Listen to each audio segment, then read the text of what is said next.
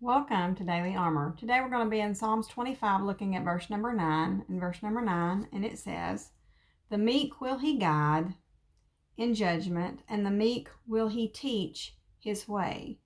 The meek will he guide in judgment, and the meek will he teach his way." Meekness is not weakness. And I would think that meekness is something that I have an issue with. I have a tendency to get defensive. And if you're being meek, you are having to submit and not get defensive and not respond to triggers. Sometimes people are trying to trigger you. Sometimes they are hiding behind sarcasm and, "Oh, I was just joking."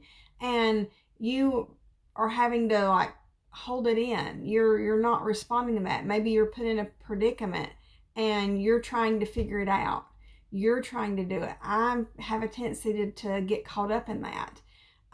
But when the Lord helps me respond in a meek manner, what he's doing is he's helping me to let go and rely on the Lord.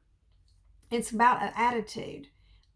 This attitude that, Lord, I don't know what the right answer is. I don't know what the situation needs. I'm not gonna respond one way or the other. I'm not gonna say yes. I'm not gonna say no. I'm not gonna make any kind of decisions based on what I'm seeing, based on circumstances, especially based on what we're feeling. That it gets us so many times is what we're feeling, and we respond out of feeling. Or at least I want to. I have this battle that goes on within me. It's within what I'm feeling and what I feel like how I should respond. It's not getting too quick. I used to just be more spontaneous. I'm just going to do it, even if it's wrong.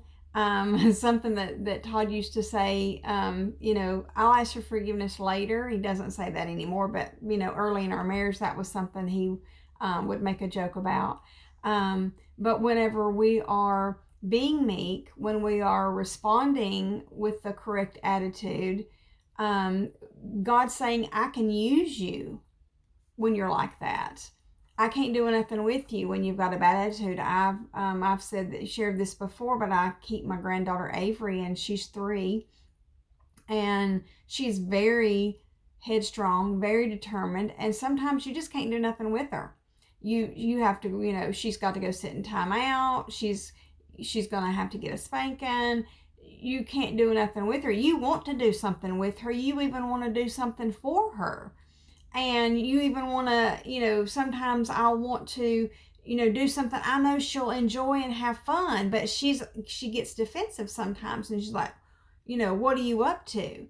And when we are in that kind of a mode, the Lord's saying, "I can't do nothing with that." When you're meek, I can do something with that. You're usable.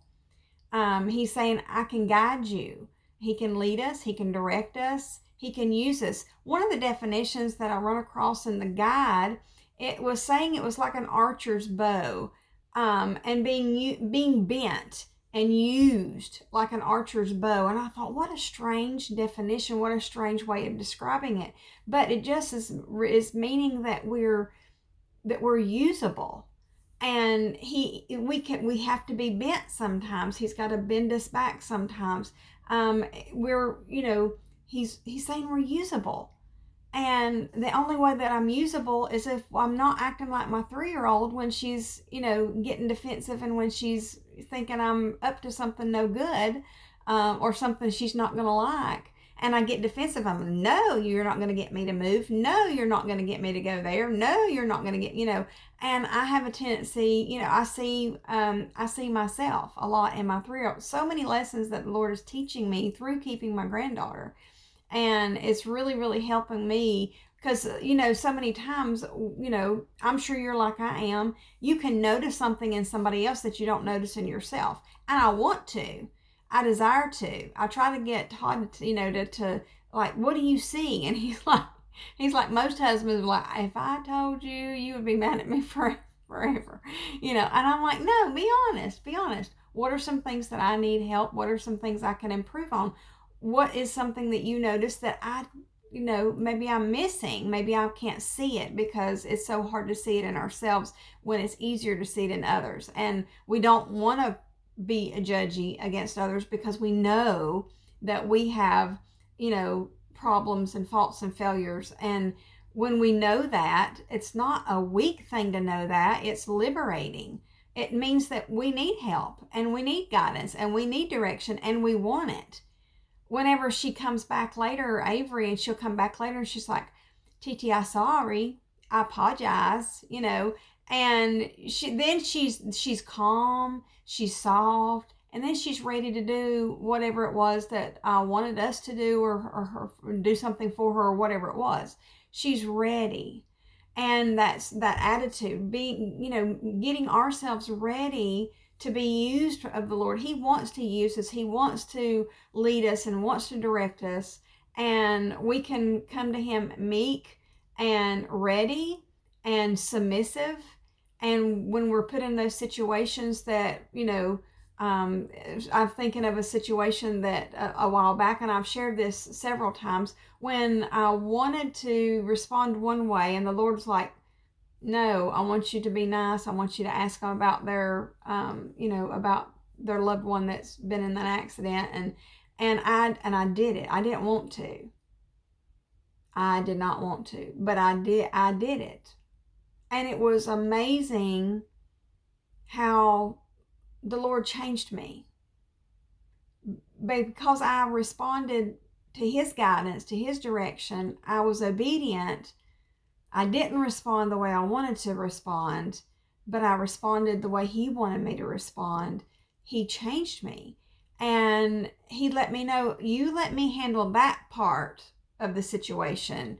You just keep lined up and how you're supposed to respond, how you're supposed to act. And so that's that in judgment. He will guide in judgment. So we're letting Him decide. If you've been wronged and you want to retaliate, you come to the Lord meekly, saying, Lord, you've told me to pray for my enemies. You've told me to be kind. You've told me to give. Not whether somebody deserves it or not. You've told me to do all these things, and I'm responding to your leadership, and I leave all that up to you. All that judgment goes to the Lord. He's the only one that can judge correctly, righteously, perfectly, holy. He's perfect. And what we do is we let Him decide what's good for us and what's not good for us, and what He chooses to do with on the other end for whatever the other situation is, whatever the storm is. Sometimes He wants the storm to rage on for a little while. Sometimes He says, peace be still, and boom, they lay down. The storm lays down. It's calm. But sometimes He just does it for you when the storm's still raging on.